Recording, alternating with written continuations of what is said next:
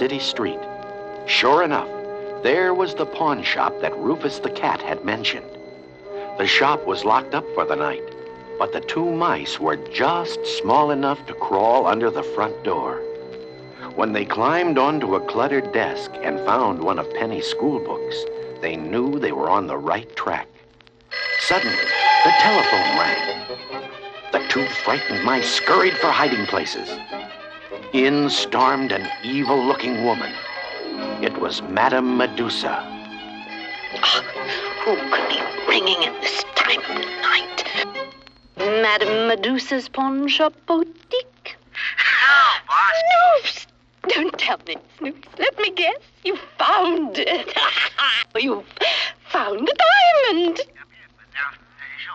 Give you time. You bungler. You have been down there for 3 months. Bottles. What bottles? You caught Penny sending messages in bottles? You blundering fool! Can't you control a little girl? Shut up! I am taking the next flight down to Devil's Bayou. Bianca and Bernard had heard every word. Now they knew where Penny was. Devil's Bayou. Madame Medusa and someone named Snoops had kidnapped her. The next day, Bianca and Bernard went to the office of Albatross Airways on the roof of a New York skyscraper.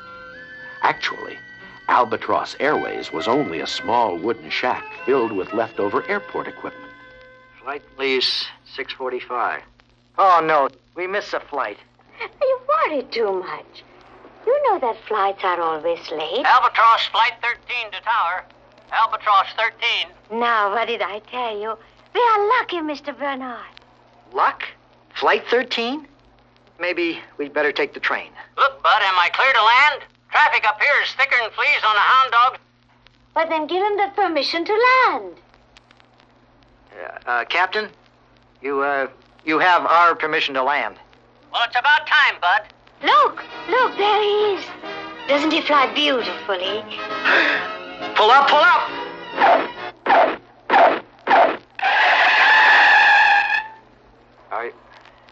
Are you hurt, sir?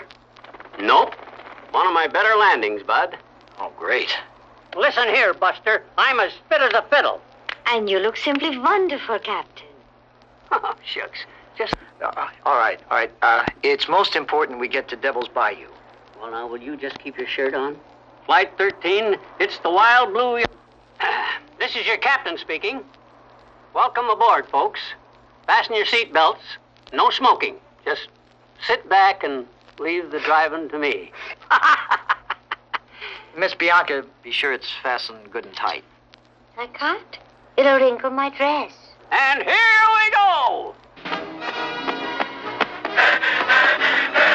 I sure wish we'd have taken the train. Oh, I just love takeoffs. Still gliding over the countryside on Orville's back, Madusa arrived at Devil's Bayou. She was greeted by her assistant, Snoops, and by her pet crocodiles, Nero and Brutus. Late that night, when everyone was asleep, Penny got dressed and sneaked off the riverboat with her teddy bear. She hoped she could run far away into the swamp forest before anyone knew she was gone. But Madusa soon found out. Snoop! Snoops, get down here! Well, what's up, Madusa? What's going on? That little brat has escaped again. Nero, Brutus, bring her back, boys. Snoops! Send up flares. Light up the swamp so I can find her. Madusa angrily climbed onto her jet-powered swampmobile and drove off in search of Penny. Meanwhile, Snoops lit rocket flares, shooting them up the riverboat smokestack into the night sky. Orville and his passengers were approaching Devil's Bayou just as the first rocket flares went off. Well, folks, we'll be landing at Devil's Bayou in just a minute. Your crew thanks you for flying Albatross Air. Suffer and sassafras. Orville lost control and crash-landed into the swamp below. He sighed as he cooled his burnt tail feathers in the water. Bianca and Bernard found themselves splashing and sputtering about in a small pond. Two friendly swamp rats named Luke and Ellie Mae ran over to help them onto dry land. When Bianca and Bernard had collected their wits, they asked the swamp rats about Madame Medusa. Their reply was not surprising. I'd like to give her a few whacks with my rolling pin. We swamp folks would like to run her clean out of our bayou. Hold it! Hold it! Somebody's coming this way. Ellie Mae and the others peered through the tall grass. Only a few feet away were Medusa's crocodiles, Nero and Brutus. They had found Penny and were carrying her back to the riverboat. Why did you have to go and spoil everything? Nero, don't you dare get my teddy bear wet. Oh, it's that poor little young one. She's tried to run away again. It's Penny. Oh, how terrible.